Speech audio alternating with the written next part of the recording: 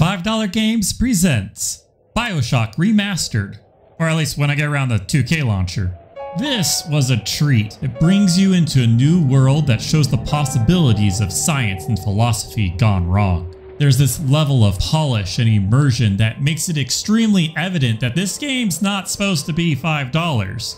Except for the 2K launcher and the inability to turn the dialogue subtitles on at the start. That all can burn in the catastrophic fire that it is. The game starts with the protagonist surviving a plane crash over the ocean. He swims to a nearby lighthouse. Inside he finds propaganda promoting the city Rapture, which, considering that the location is in the middle of the ocean, seems to be the worst kind of advertising you could do.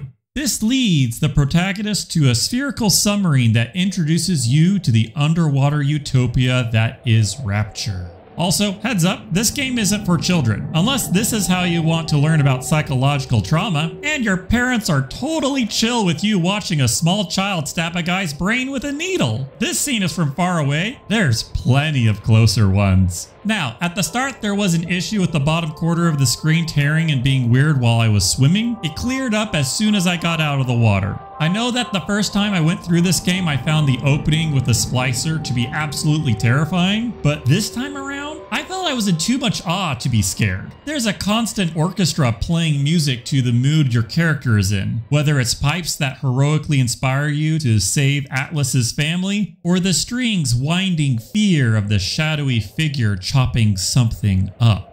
It being a mood setting versus a distraction, I couldn't say for sure. I think it would depend on the person. In RPGs, you talk to a lot of characters and have them give small talk or exposition here and there. This game takes that to a new level. The people are out there living their lives, and you get to witness critical moments, like their demise. Jokes aside, you see people who've lost their sanity talking about their relationships. You find audio files, someone proving to their superior that they were smarter than them. It's basically a masterpiece as far as the story and environment go. Except for the protagonist who's like, I wonder what's this vial of red liquid? Oh well, guess I'll stab myself with it. So unsanitary, and no needles. Gameplay wise, it's decent.